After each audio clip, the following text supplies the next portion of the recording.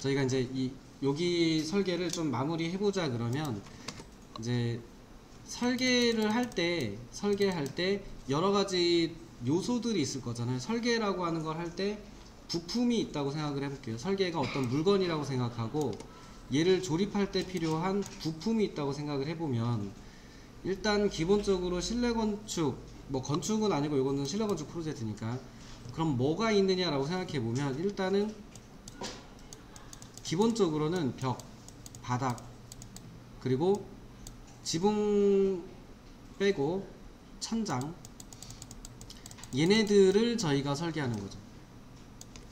그러니까 이거는 저희의 설계 대상이잖아요. 그러니까 이 실내 건축 설계라고 하는 걸 제품으로 보면은 얘네들은 필수 부품이에요. 제 기능을 해야 되고 제 역할을 해야 되고, 분명히 얘네들로 디자인을 할 수 있는 포인트들이 커요. 큽니다. 큰데 저희가 그냥 얘네로 디자인하는 것 자체를 좀 약간 등한시하고 있는 거죠. 왜냐면은 쉽게 생각하시거든요. 그냥 이렇게 있으면은 바닥은 돌 아니야? 이렇게 생각하는 거죠. 바닥은 뭐 이렇게 타일하든 돌하든 마루 까는 거 아니야? 이렇게 생각하시는데, 그거는 진짜 뭐 현실 세계에서는 그렇게 많이 하시죠. 집에 가면 전부 그냥 안방에 뭐 장판이거나 뭐 마루거나 이럴 거잖아요. 근데 그렇다고 해서 저희가 설계하는 입장에서 그거 깔면 끝 이렇게 하면 안 되죠. 벽 도배지 아닌가요? 도배지 끝 이렇게 하는 게 아니고, 진짜로 누군가 신경을 써서 내가 생각하는 어떤 의미를 담아서 디자인을 하고 있는 거잖아요. 그러면은 벽체를 어떻게 디자인할 수 있을까를 고민하고, 어떤 색을 쓸까, 어떤 패턴을 쓸까, 뭐 어떻게 요철감을 줘서 뭐 질감을 줘서 디자인을 해야 되는 부분이기 때문에 좀 신경을 쓰자라는 의미고요. 그래서 이걸 가지고 저희가 어떻게 디자인하면 좋은가에 대한 사례도 일전에 한번 쭉 해봤었잖아요. 그리고 이렇게 구분해 볼 수도 있었죠. 여기에 들어가는 그 재료들이 대부분이겠지만, 얘네들을 떠나서 재료 말고 여기에 들어가는 부가적인 부품들도 있죠. 그러니까 이 건축물 자체를 떠나서 건축물을 쓰기 위해서 또는 행위를 하기 위해서 필요한 나머지 가구라든지 이런 것도 있었는데, 가구나 집기나 뭐 소품이나 이런 것도 있었죠. 근데 얘네들은 저희가 예쁘게 꾸며놓은 공간을 어디서 봤기 때문에 익숙하니까 걔네들로만 뭔가를 하려고 하시는 게 많거든요. 그래서 이제 이쪽을 너무 안 하시니까 좀 강조한 건 있습니다만, 얘네들도 잘 고민해서 쓰셔야 되고, 얘네들도 중요해요. 근데 예쁜 가구를 놓는다라는 개념이 아니다라고 설명드렸죠. 예쁜 가구를 찾아서 거기다 놓는다는 그냥 일반인도 하는 거잖아요. 그거는 누구나 할 수 있는 애들이에요. 저희가 해야 되는 거는 얘네들을 써서 어떻게 영역이나 공간을, 그 장소, 그 사용하는 그 공간을 어떻게 꾸밀 것인가, 어떻게 쓰게 만들 것인가, 어떤 기능에 맞게 하게 할 것인가, 그러면서도 얘가 어떻게 예뻐 보이게 할 것인가, 이런 거잖아요.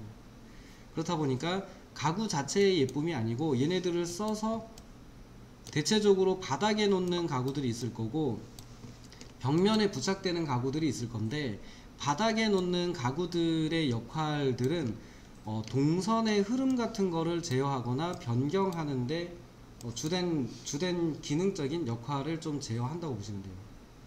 그러니까 여기다 책상 하나를 놓는다라는 의미 자체가 벽으로 칸막이를 세운다는 의미는 아니지만, 사람들이 지나간다라고 생각해 보면 이렇게 돌아가야 된다고. 그러면 저 공간을 어떻게 쓰느냐가 결정이 된다고.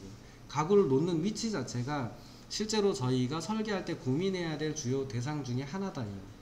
가구의 모양도 중요하겠지만, 그거보다 더 중요한 게 저 공간을 쓸 때 어떻게 쓸 것인가, 그 흐름을 어떻게 제어할 것인가가 결정되는 거니까, 저런 부분을 고민하시고 가구를 놓는 게 좋다입니다.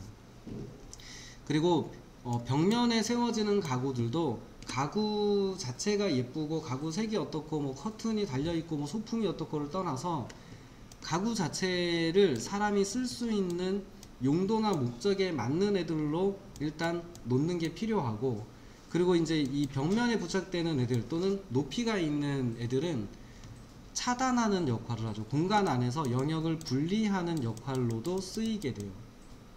꼭 벽이 아니라 가구들을 써서도 영역의 구분을 짓는데도 저런 애들은, 높이가 있는 애들은 쓴단 말이에요. 그러니까 저렇게 쓸 수는 없을까 라고 하는 설계적인 측면에서 좀 접근을 먼저 하신 다음에 그리고 좀 더 예쁜 애, 좀 더 뭐 디자인적으로 좋은 애 이렇게 고르는 고민을 좀 해보시는 게 좋지요. 그래야 저희가 프로그램만 사용할 줄 아는 단순한 기능자를 벗어나죠. 그거를 벗어나셔야 나중에 또 진급을 하고 뭐 일을 하시니까 당연히 어려운 부분이죠. 재미도 없고 눈에도 안 띄고 알아주는 사람도 없죠. 저희는 몰라주지만 전문가들은 알아봐요.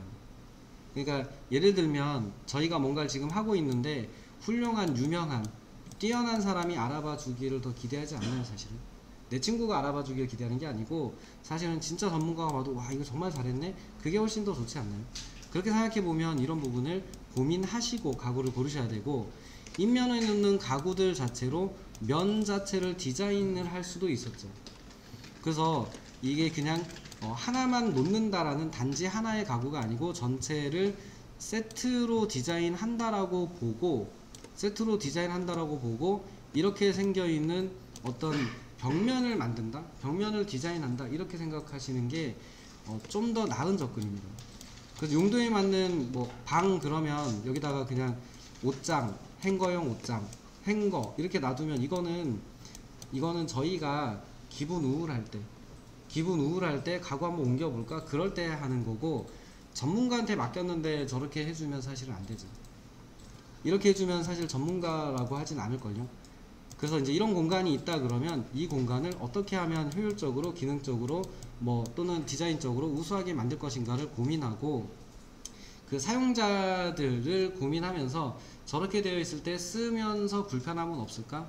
뭐 그 행위를 하는데 추가적으로 뭔가 더 필요한 건 없을까? 이런 것들을 고민해 보시고 디자인 하시는 게 일단 주 목적이죠.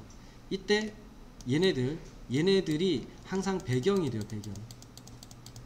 배경이 돼요. 저희가 장신구를 착용한다라고 생각해 보면, 장신구를 착용한다 그러면 옷을 잘 차려입고 거기에 맞는 장신구를 해야 되는 것처럼 벽체바닥 천장 이런 애들은 실내 건축에서 그냥 배경이라고 보시면 돼요. 상의 하의 이런 애들. 그러니까 거기다가 꽃을 달지 뭐 아니면 뭐 이렇게 액세서리를 할지 아니면 뭐 이렇게 모자를 써서 포인트를 줄지 그런 것들은 얘네들이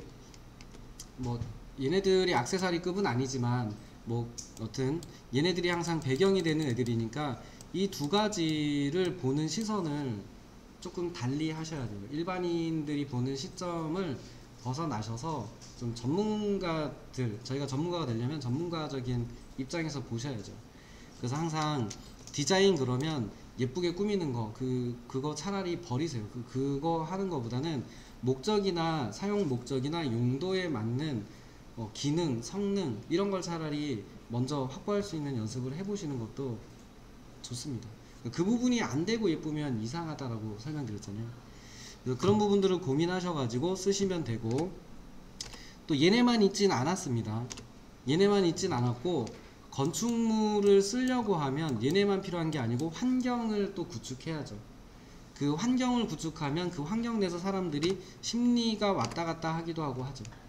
그래서 그런 것들을 대표적으로 좌우하는 게 색이죠. 색. 이거가 상당히 크다였죠. 물론 이 색이라고 하는 거는 얘네들에서 오겠죠. 가장 면적이 큰 애들.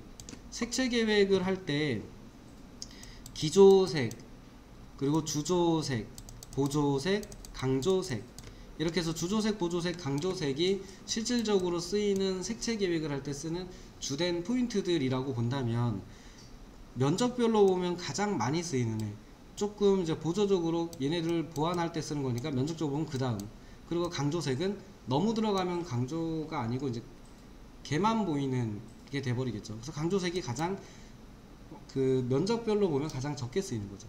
그렇다고 치면 주조색이 들어갈 장소를 보면은 대부분의 주조색은 여기가 맞을 거예요. 얘네들이 대체적으로 주조색이 돼요. 얘네들도 만약에 많은 면을 차지한다 그러면 일부 주조색의 역할을 할 수는 있겠지만 거의 대부분의 주조색이 되는 건 얘네고, 거의 대부분 주조색으로도 쓸 수 있으나 보조적인 색 용도로 쓰일 수 있는 애들이 얘네들, 그리고 뭐 커튼 이런 거 좀 면적이 큰 애들, 그런 애들이 될 확률이 큽니다. 그리고 강조색이 될 수도 있는 애들이 얘네들인 거죠. 그리고 더더욱이 강조색이 전문적으로 될 수 있는 게 이제 흔히 말하는 소품 같은 게, 소품이거나 일부러 이제 이런 데다가 포인트를 주는 애들, 그런 애들이 이제 강조색 이렇게 되겠죠. 그리고 이 색이라고 하는 것도 고민을 해보셔야 되고, 그 다음에 이 색이라고 하는 거는 사실 빛이었죠. 빛이었잖아요. 그리고 이제 이 빛이라고 하는 거는 저희가 공간 안에서 쓸 때 영역을 설계하고 쓴다 그러면 기본적으로 확보해 주셔야 되는 게 있었죠. 목적에 맞는, 용도나 목적에 맞는 밝기는 확보해 주셔야죠. 분위기가 어떻고 뭐 공간이 느낌이 어떻고를 떠나서 목적에 맞게 사용하려면 그 목적에 맞는 밝기는 확보해 주셔야 되겠죠. 그래서 이거를 조도 설계는 해 주셔야 된다 했죠. 물론 저희가 이 조도 값을 계산해서 설계합시다가 아닌데, 그래도 목적에 맞는 전등이나 조명 방식을 선정해 주는 거 정도는 할 수 있잖아요. 그 정도는 합시다 였던 거고, 그리고 얘네들을 써서 분위기를 내는 것도 가능했죠. 그리고 이제 얘네들을 쓸 때 예쁜 등기구를 고른다가 아니고, 얘네들도 동일하다고요. 위쪽에 했던 거랑 동일하게 예쁜 등기구를 찾아서 놓는다가 아니고 조명 방식을 설정을 하시고, 이 조명 방식들 중에 보면은 건축화 조명이 있었죠. 건축화 조명, 얘를 좀 적극적으로 쓰시는 게 어찌 보면 저희가 설계를 열심히 했습니다를 보여줄 수 있는 포인트가 된다 했잖아요. 그래서 저희가 해줄 수 있는 걸 해줘야지, 뭐 예를 들면은 전등 파는 가게 아저씨가 해줄 수 있는 걸 저희가 하면 경쟁이 되고 비교가 된다고요. 아무래도 저희보다 전등 기구를 훨씬 많이 접하고 가격도 많이 알고 하는 그분들하고 경쟁한다 그러면 약간 좀 내 주특기가 아닌 다른 거로 경쟁하는 거잖아요. 그리고 그건 건축주가 훨씬 많은 잡지를 봤을 수도 있어요.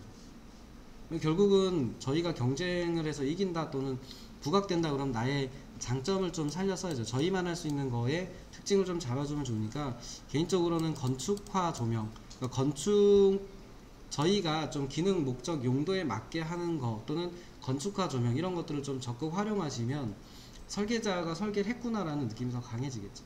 전문가의 손이 닿은 느낌, 이렇게 가는 거를 좀 더 추천드렸었죠.